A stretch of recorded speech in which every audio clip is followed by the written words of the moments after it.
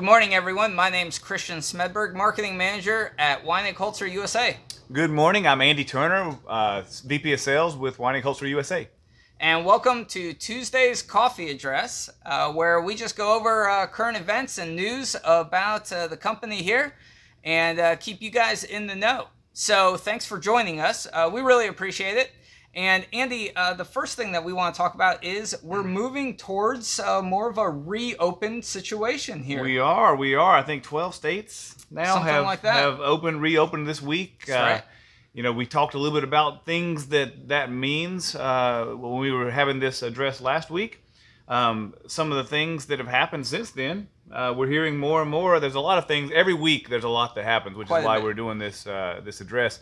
But we heard last week that there was perhaps a budding trend that people were going to move away from congested areas. Yep. And we're hearing more and more evidence from this week. Realtors are now starting to talk about this, that people are starting to move outside of the city where they can still commute into the city. But maybe they're referring to a ripple effect. You can talk a little more about that. Absolutely. Actually, my parents are in the midst of selling their home right now, and their realtor's telling them that people moving outside of New York City, trying to get out of the city, filling up towns on the perimeter, and then those people moving. So there's this ripple effect to less dense population places. So what does that mean? What does that mean for the building materials? Well, but more on that point. So people are moving from the cities to areas just outside the cities, the suburbs. But now the suburbs are going to start to get congested. That's right. So the people that live in the suburbs are now wanting to move farther out. So there's that ripple effect that we're starting to spread out from the cities. Mm-hmm. So then that does bode well for our industry because we're so tied to housing. So not only does this mean that new houses will continue to be built, but now you've got people buying existing homes and they need to do renovations. Remodels. That's exactly right. Yeah, bringing it back to our industry. Because we're not realtors. We don't understand all the ins and outs of the realty market, but at the same time, we know that when people move, that bodes well for our industry because it means new home construction, it means remodels, it means renovations, molding and millwork shops should be busy. Not to mention, I can't help but think more and more people are going to need some home offices soon. Yeah, Right? Great point. So all of these things bode well for our industry. Absolutely. As we start to pivot to this new normal, there's things that can be good for us as well. And in the midst of all of the bad, there are some things that can be good that come from this new normal. That's right. Now, I also think that companies in our industry are quite resourceful. They are also pivoting into more essential products, manufacturing more essential products as that need is heightened right now. Great point. Many of our companies that we do business with, our customers have pivoted as they haven't been able to continue to make their current product, or in some cases they're just supplementing it and they're trying to help out. But there have been many companies. We heard this week that one of our customers out on Long Island, Long Island is an island, figuratively, but also literally. But figuratively in that it's hard. You can't get to Long Island without driving through New York City. And with the hotspot that has been created there, it's difficult for companies on the island to get supplies, perhaps. That's right. And one of our customers, a larger customer of ours out there, Riley Windows and Doors, we've heard that they've pivoted and they're actually shifting and manufacturing disposable hospital gowns. See, that's resourceful. It's resourceful. If you've got machinery, it allows you to pivot, it allows you to be more flexible when things change. I think they're going to make 300,000 disposable hospital gowns for all of the essential workers, the healthcare workers out on Long Island. See, this is a testament to some of our customers who are resourceful. They have the machinery, they have the facilities, and it's just a matter of repurposing sometimes to create that essential product that's a heightened demand right now. And then, as we get through this, they pivot back to, their industry that they came from, whether it be windows and doors in this situation, cabinetry, millwork, etc. Yeah, so. Exactly. You got to be flexible. Absolutely. That's the name of the game right now, is be flexible. So, but we really want to know, what are you guys doing out there? If you're watching this, drop us a comment, send us a message. We want to know, how are you pivoting in this situation? What's your shop up to right now? Are you looking at going into new products? Have you already gone into some new products? Or are you just waiting to have your market come back, and maybe your market never left? Anyway, we're curious. We want to know. Send us a comment, send us a message, and let us know. All right, so Andy, next thing is that in the start of this year, we've had, as the Weinig Group, we've had more of a push in market units. You know, and our market unit that we're included in is North America. And North America consists of our market center here in the U.S., but also Weinig-Holzer Canada. Yes. And this morning, I'm excited because we have a special guest. We have a very special guest. So with this new push into market units, we have invited the Director of Sales and Service at Weinig-Holzer Canada, Ken Elston, to join us this morning for Tuesday's Coffee Address. So let me get him on the line. Ken, are you there? I'm here. Good morning, gentlemen. Good morning, Ken. Good morning, Ken. How are you? I'm fantastic. Thank you. Thanks for having me with you. Ken, can you tell our audience who's tuning in this morning, what does Weinig-Holzer Canada look like? Most of our viewership's here in the U.S., but you guys are our northern neighbor. Just what is Weinig-Holzer Canada? Well, similar to Michael Weining and Weinig-Holzer USA, we service and support the Weinig-Holzer product throughout the country. Head office is located in Laval, Quebec. That's where our showroom is, our parts department is. That's where we do our remote diagnostics from. We have technicians and salespeople located throughout the country to service and support the industry and make sure that we're able to cover the vast area that is Canada, being the second largest country on earth. It does keep us busy, and it's a big territory to cover, but we do that all based from Laval with people located throughout the country. Oh, very good. All right, so Ken, yes, we do know that. Yes, you're the second largest country by area. That's we know that area. You have a lot of land up there. Very good. So, Ken, we know that this COVID-19 situation, it's not just affecting this country or that country. It's a global pandemic. How are you guys dealing with COVID-19 up in Canada? And can you tell us a little bit about that? Yeah, for sure, Christian. I mean, Canada's been no exception to the coronavirus pandemic that's affected all of us and our industry greatly, of course. We have 10 provinces, 3 territories, and each and every one of them declared a public health emergency in each individual province. They all had different rules and regulations regarding lockdowns and stay-at-home orders and essential businesses, who could operate, who couldn't operate. So that was a challenge to navigate for sure. It wasn't just one size fits all for the whole country. Each province had its own regulations that we had to get through and figure out how we could support our customers in those areas. We have customers throughout the country making face masks. As you guys mentioned there, you had one in Long Island that has pivoted to move and their business to making different items. We've got guys making the acrylic sneeze guards, hospital beds, even temporary and portable ICU units. One of our customers makes. A couple of those have popped up in Calgary here, and I know they've shipped some to the U.S. as well, and some temporary hospitals and that sort of stuff.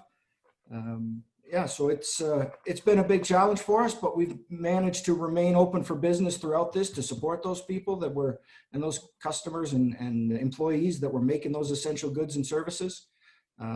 Our technicians, of course, are second to none, and they're the kind of the front line in all this on our end of things, not to compare them to the frontline workers that we all owe a great deal of gratitude to, and doctors and healthers and nurses and healthcare professionals and all those things. But, our technicians are our kind of first and foremost, and, they face different situations, and it's a brand new for them.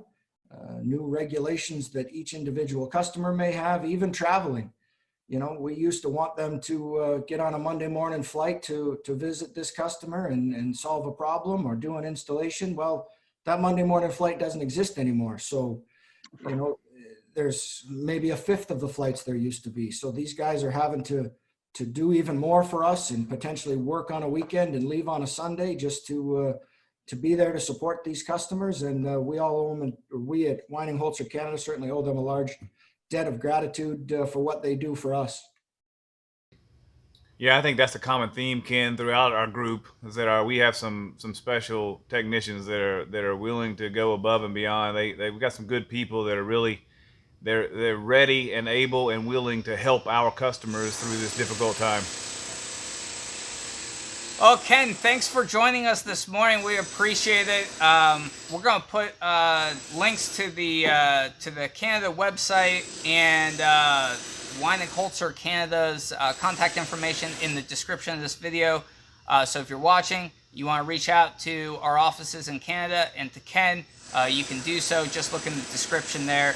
Ken, thanks a lot, man. We really appreciate it. See you, Ken. Guys, good to see you. Maybe one of these days it'll be in person again. I hope so. All right. Take care. Thanks. Bye-bye. So, Andy, now in, transitioning to here in the U.S., we got some exciting stuff happening right here in Mooresville, North Carolina. Absolutely. We continue to do new things. We're trying everything we can, and this week is no exception. That's right. That's right. In fact, I think, I don't know if everyone can hear that, but we got some renovations happening right now. While we're contributing to our industry. We've asked right. some people to come in and do some woodworking. That's right. So we have a few renovations happening to the office right now. And so speaking just on a side note, we got some, we are also transitioning our offices to be a little bit more distanced. We're moving some people around to create a safer work environment here, a more distanced work environment where we can still have the same level of collaboration and cooperation among employees, but at more of a responsible distance. Right. As our employees start to come back to the office, we want to make sure that they feel comfortable. So we're just doing all that we can to make sure, investing in technology even that can maybe take temperatures as people walk in the building. We've looked into those things. We're doing all that we can to try to make our employees feel comfortable being in the building. That's right. So, and on the machine side of things, we have a new addition to our showroom, which I'm personally very excited about. I don't know if it's in the shot. It's right back here. We got a green hood back there. Yep. That would be the Weinig Cube. The Cube. So the Cube Plus. Yeah. So tell us about that. What is it? Well, the Cube is just a very small, compact machine that's used a lot when you need to do some simple work. It's a four-headed molder essentially, but they call it it's a planer because it is for doing S4S. But it's very simple to use. You can walk up. Anyone can walk up. It's very intuitive. You can change dimensions. You can send material through and get a better part. Perhaps you're looking for a nicer blank for your motor. Perhaps you're looking for a little different size blank for your motor. You can size material. Maybe you want to have something a little cleaner than put on your CNC router. There's a lot of uses for it. It's very intuitive. It's being sold a lot around the world, and we're excited to have one in the showroom here. Yeah, it has definitely gained more popularity just in the last couple of years. Yeah, absolutely. Especially in Europe, and now here in the U.S., there's quite a few installed throughout the country already. Now we have one in our showroom. We'll be making some videos about it. Like Andy said, super easy to use, great machine for getting high quality S4S material out of it. I couldn't be happier with that addition to our showroom, and it looks great. Yeah. Like I said, keep tuned to our Facebook page. We'll have more videos and live demos of that machine in the upcoming week or two. Right, and so before we run out of time, Christian, tell us a little more about the demos that we've got going on this week. We got some really cool ones. Let me start with yesterday. If you haven't seen it already, check it out in the video archives. We had Dan and Gary Jones at the Beam Saw yesterday talking about the laser verification system. Really cool feature on Hultzer beam saws to ensure that your piece is positioned in the saw correctly. Sometimes those dimensions, if you have a 23 by 25 piece, You don't want to put the wrong end into the Right. saw, make an error, and then you waste. It's a simple idea. It's a simple idea, Yep. but it's very functional. It's extremely works practical. really well, yeah. Yep, it really does. Eliminates a lot of waste, eliminates a lot of error. Anyway, we have a demo on that. That was live yesterday. You can see it in the archives. Today, we go back to the beam saw, talking about a few more features of specifically of the Zentrix series. Fantastic, fantastic. Which is a great saw. So tune in 2:00 today. Dan and Gary will be going over some more features there. Tomorrow we are over at the Holzer Edge Banders talking about the multi-tool. Yeah. Yeah, which that's a really cool feature on some of our banders. Kevin and Dan are going to they'll have the tool out because it's going to be hard to actually see the tool while it's in the machine. Right. But they'll have the tool out. They'll be talking about how it just adds a lot of value to the Yeah, banders and it's something on. that we talk about, and we've talked about this even. There's some things that we take for granted on the Holzer machines that aren't available on all machines out there, and we just kind of throw the word multi-tool around. But Right. so to be able to have a session with the experts to talk more about what it does, and so you can see what it looks like, it gives you a better idea, makes you understand the technology better, and it will hopefully it'll be beneficial to you. Yep. And then Thursday, we're going to be over on the solid wood side of things, and we'll have a first-time guest, Travis Richardson. Oh, great! Yep, talking to Michael Mushkett, who's been on before, about the VarioRip 310 with moving blades. Look forward to that. We want to see if Travis's hair is in a ponytail yet. We'll see. He's been taking advantage of the no haircut policy here recently and letting his hair just go. So that's Thursday at 2:00. Tune in to learn more about intelligent ripping or just to see Travis's hair. All right, so remember, everyone, all of the videos that we do here at Wine & Holzer USA are archived both on Facebook and YouTube. Check them out there. If you're interested in anything that we've talked about in the past, you can still watch it. Put comments in them. We review all the comments and the questions on a regular basis, even on older videos. So if you have questions, just comment on those videos and we'll be sure to answer them. One that we did just last week about the GlueJet system. Yeah. Again, a lot of traction after it aired. A lot of people found that extremely helpful to really kind of answer a lot of, I don't know, maybe the hidden questions about what the GlueJet system really is. Yeah. So you all can find that online as well. Did we talk already about the walkthrough? Oh, no, that's Yeah. right. So next week, we're going to, just by popular request, really, everyone's been asking about it. Next week, we'll just have a full walkthrough video of our showroom here in Mooresville. We'll be doing that walkthrough with a few different people just because we have experts when it comes to profiling or cutting or CNC routing, etc. So we'll have a lot of different guests on our walkthrough, but we'll hit every single aspect of our showroom here, kind of give our viewers who aren't coming here physically an idea of what we look like on the floor. That'll be very, very good. We have a fantastic facility here. Hope you enjoy that. Yep. All right, so yeah, real quick before we leave, a couple shout-outs. All right, so a couple shout-outs. First of all, as you can see, I'm wearing Holzer Orange this morning, so shout-out to my guys at Holzer. Mike Cassell, this is for you. Giuseppe, hashtag Orange Power. Orange Power, buddy. All right, so hope everyone's doing well around the world at Holzer. This tie's for you guys, and we love you, we support you. And everyone tuning in today, thanks for watching. Leave your comments, questions in the feed. We'll get to them. For myself, for Andy, we're signing out. Have a great day. Great day.